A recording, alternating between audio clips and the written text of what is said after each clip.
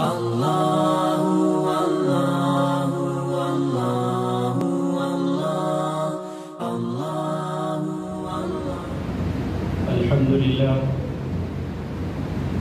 لله رب العالمين والصلاة والسلام على سيد الأنبياء والمرسلين أما بعد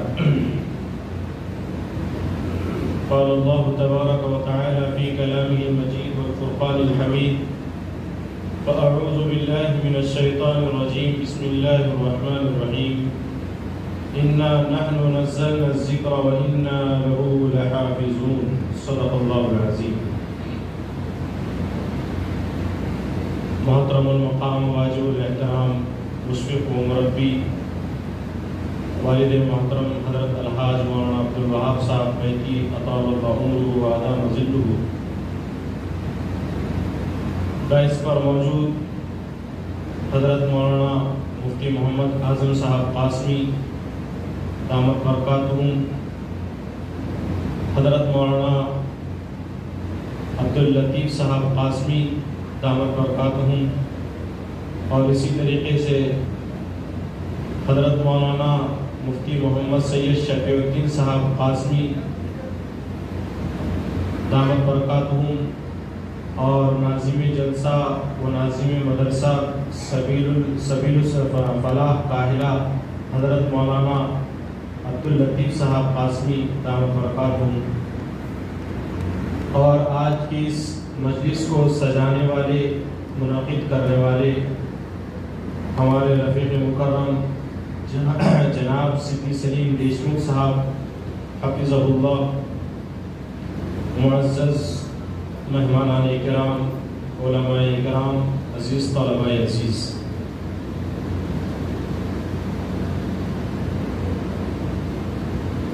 کتابوں میں جو افضل ہے اسے قرآن کہتے ہیں، کتابوں میں جو افضل ہے اسے قرآن کہتے ہیں، اسے جس نے اتارا اسے رحمان کہتے ہیں، سجا لے اس کے 30 پاروں کو جو اپنے سینے میں، زمانے بھر میں اس کو حافظ قرآن کہتے ہیں۔ الحمدللہ آج کا یہ اجلاس مدرسہ عربیہ ترتیل القرآن کے دو حفاظ کرام کی دستار بندی اور ان کی تقسیم اسناد کے سلسلے میں منعقد ہے۔ یقیناً آج کا یہ اجلاس اہل مدرسہ کے لیے خوشیوں کی سوغات لے کر آیا ہے۔ جس طریقے سے ایک کسان اپنی کھیت میں محنت کرتا رہتا ہے اور دن اور رات ایک کر دیتا ہے، نہ وہ دھوپ دیکھتا ہے، نہ چھاؤں دیکھتا ہے، نہ بارش دیکھتا ہے، نہ سردی دیکھتا ہے، بس اپنی کھیت کی فصل کو تیار کرنے میں ہماتن گوش رہتا ہے اور ہماتن مصروف رہتا ہے۔ پھر ایک وہ وقت آتا ہے کہ وہ اپنی فصل کو لہلاتی ہوئی دیکھتا ہے اور اس کو کاٹ کر مارکیٹ اور بازار میں فروخت کے لیے تیار پاتا ہے، تو اس کے اس دن کا خوشی کا ٹھکانہ نہیں رہتا۔ ٹھیک اسی طریقے سے ہم جب اپنے بچوں کی پرورش کرتے ہیں، جب ہمارے یہاں کسی کے پاس میں کوئی بچہ یا بچی پیدا ہوتی ہے، اس کا اچھا نام رکھا جاتا ہے، اس کی اچھی تعلیم اور تربیت کا انتظام کیا جاتا ہے، پھر وہ ایک وقت آتا ہے کہ وہ بچہ جوانی کی دہلیز پہ قدم رکھتا ہے، پھر ایک وقت آتا ہے کہ والدین اپنے اس بچوں کی شادی کا انتظام کرتے ہیں، رشتے ازدواج میں ان کو منسلک کرنے کی کوشش کرتے ہیں۔ جس وقت میں عین رشتے ازدواج میں منسلک ہونے کا وقت ہوتا ہے، بعین اسی وقت میں جس وقت میں ان والدین کو جو خوشی محسوس ہو رہی ہوگی، ہوتی ہوگی، اس کسان کو جب اپنے مال کو، اپنے فصل کو مارکیٹ اور تجارت کی غرض سے مارکیٹ میں لے جاتا ہے، اس وقت میں اس کو جو خوشی میسر ہوتی ہے، حاصل ہوتی ہے، اس سے کئی گنا بڑھ کر خوشی آج ان اہل مدرسہ کو ہو رہی ہے۔ اس لیے کہ ان حفاظ کرام کو حفاظ کے زمرے میں شامل کرنا یہ صبح سے لے کر شام تک کا کام نہیں ہے۔ ان کے پیچھے ان کے مدرسے والوں نے، اہل مدرسہ نے، انتظامیہ نے، اساتذہ نے اتنی محنت کی ہے ان کے رفتار پر، ان کے گفتار پر، ان کے بیٹھنے پر، ان کے اٹھنے پر، ان کے سونے پر، ان کے جاگنے پر، صبح سے لے کر شام تک، شام سے لے کر صبح تک، ان کا ہر لمحے پر ان کی نگرانی کی، ان کی تربیت کی۔ اور یقین مانیے میرے اپنے گھر میں، ہم سب کے اپنے گھر میں بچے ہوا کرتے ہیں۔ آپ اپنے بچوں کو کس وقت میں صبح جگاتے ہیں؟ صبح سورج طلوع ہوتا ہے، صبح سورج طلوع ہونے کے بعد اپنی پروان چڑھتا رہتا ہے۔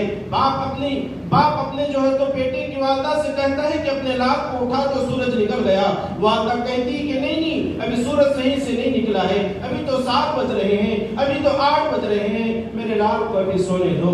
وہ وقت ہوتا ہے آپ اپنی بچوں کی محبت میں اپنے بچوں کو سہلاتے اور سلاتے رہتے ہو۔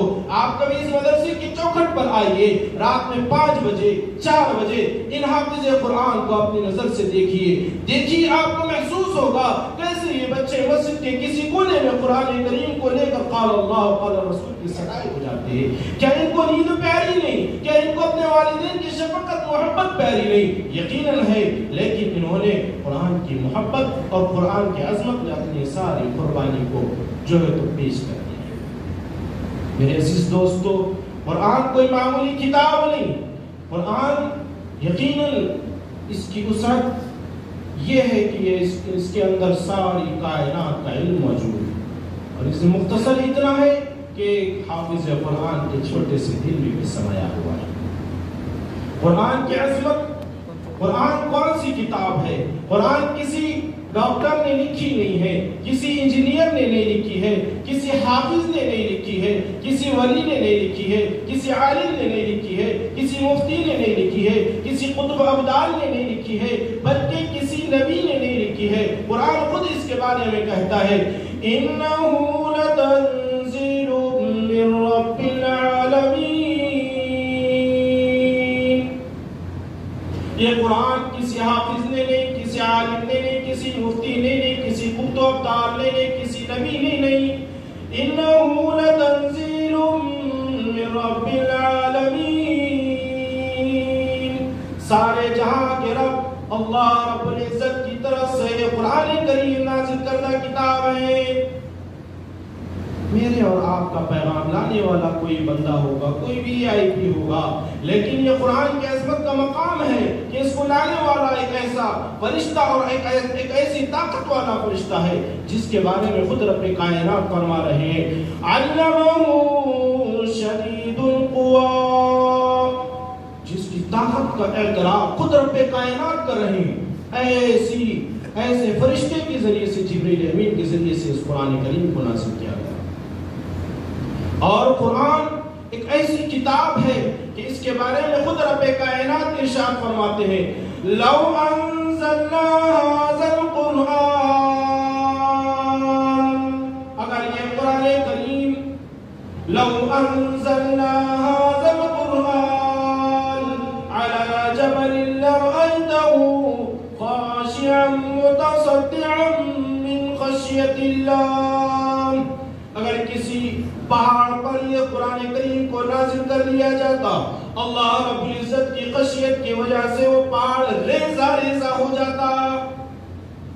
معمولی قرآن، اس قرآن کریم کو ان حفاظ کرام نے سینے میں سمایا۔ کتنے بابرکت ہے یہ حافظ قرآن اور یہ حاملین قرآن، اور کتنے ہی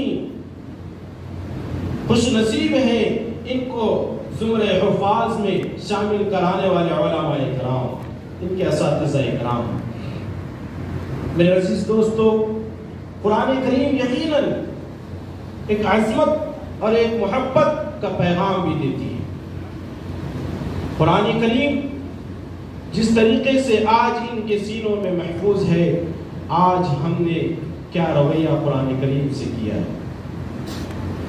اللہ کے پیارے حبیب پاک صلی اللہ علیہ وسلم فرماتے ہیں اشراف امتی حملۃ القرآن، کہ میرے امت کے معزز باعزاز والے لوگ ہیں وہ جو حملۃ القرآن، حاملین قرآن ہیں۔ وہ اصحاب اللیل، تہجد گزار ہے، رات میں قیام اللیل کو ترجیح دیتے ہیں۔ یہ باعزاز لوگ ہیں، یقیناً آج معاشرے میں قرآن اور قرآن سے محبت کا کیا ہمارے معاشرے اور سوسائٹی نے اس کو کس طرف اور کس طرح سے رکھا ہے، ہم اس کو بتانے کی ضرورت نہیں ہے۔ کہ آج ہم قرآن کریم کی عظمت کو بھول چکے ہیں۔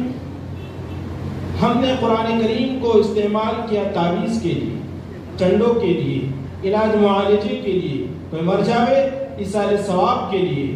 میرے عزیز دوست، تو قرآن خود اپنی فریاد کر رہا ہے کہ قرآن کے آج کے معاشرے نے جس طریقے سے رویہ اختیار کیا ہوا ہے قرآن سے، اور قرآن خود فریاد کرتا ہے کہ تاخوں میں سجایا جاتا ہوں، آنکھوں سے لگایا جاتا ہوں، تعویذ بنایا جاتا ہوں، دھو دھو کے پلایا جاتا ہوں، جزدان حریر اور ریشم کے اور پھول ستارے چاندی کے، پھر عطر کی بارش ہوتی ہے، خوشبو میں بسایا جاتا ہوں۔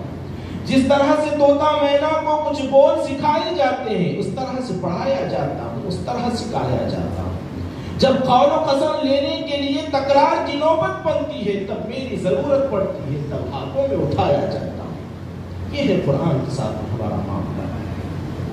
مجھ سے عقیدت کے دعوے قانون پہ راضی غیروں کے، مجھ سے عقیدت کے دعوے قانون پہ راضی غیروں کے، یوں بھی مجھ کو رسوا کرتے ہیں، ایسے بھی ستایا جاتا ہے۔ کس بزم میں مجھ کو بار نہیں، کس عرس میں میری دھوم نہیں، کس بزم میں مجھ کو بار نہیں، کس عرس میں میری دھوم نہیں، پھر بھی میں اکیلا رہتا ہوں، مجھ سا کوئی مظلوم نہیں۔ دل سوز سے خالی رہتے ہیں، آنکھیں ہیں کہ نم ہوتی ہی نہیں، کہنے کو تو ہر ایک جلسے میں پڑھ پڑھ کے سنایا جاتا ہے۔ یہ قرآن کی فریاد ہے۔ آج قرآن کریم کو ہم نے اپنے معاشرے سے نکال دیا، اپنی زندگی سے نکال دیا۔ میرے عزیز دوستو، اگر ہم صحیح معنوں میں قرآن کریم سے محبت کریں گے تو یقیناً ہم اس دنیا اور آخرت دونوں جہاں میں کامیابی سے سرفر ہوگے۔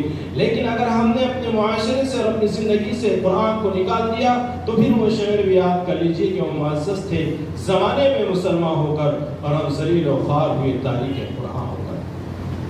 الغرض، آج کا یہ اجلاس حاملین قرآن کی ضیافت اور ان کے اعزاز اور ان کو تقسیم اسناد کے سلسلے میں منعقد ہے۔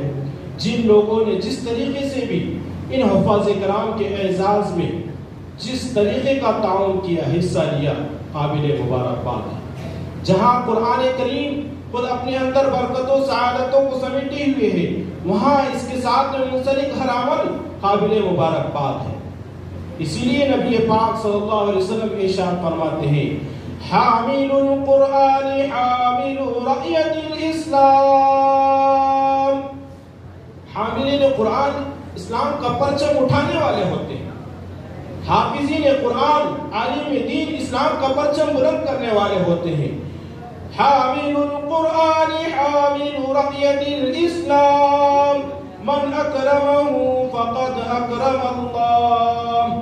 جس شخص نے ان حافظ قرآن کو عزت سے نوازا، جس شخص نے ان کی عزت افزائی کی، حوصلہ افزائی کی، رب کائنات کے پیارے حبیب وعدہ فرما رہے ہیں، اعلان کروا رہے ہیں کہ رب کائنات تمہارا عزت اور اکرام کرے گا۔ ومن اہانہ فعلیہ لعنۃ اللہ۔ اور اگر کوئی ان سے محبت نہیں رکھتا، کوئی ان سے لگاؤ اور پیار نہیں کرتا، تو پھر ایسے شخص کو اللہ کی رحمت سے دور ہو جانا چاہیے، وہ اللہ کی رحمت سے دور ہے۔ الغرض، مجھے یہاں پر بہت زیادہ اور دیر اور دور کی تقریر نہیں کرنی ہے۔ ناظم جلسہ نے جو مجھے حکم دیا تھا الحمدللہ وہ مکمل ہوا۔ اب میں آخری میں اس ادارے کے روح رواں جناب صدیق سلیم دیشمکھ صاحب اور ناظم مدرسہ، اساتذہ مدرسہ کو مبارکباد پیش کرتے ہوئے دل کی گہرائیوں سے ان کو مبارکباد پیش کرتا ہوں اور دعا کرتا ہوں کہ اللہ رب العزت ان حفاظ کرام کو میرے اور آپ کے لیے، ساری امت کے لیے ذریعہ آخرت بنائے، اور دعا کرتا ہوں کہ اللہ رب العزت اس ادارے کو دن دنیا رات چوگے ترقیوں سے نوازے۔ آمین۔ وما توفیق الا باللہ۔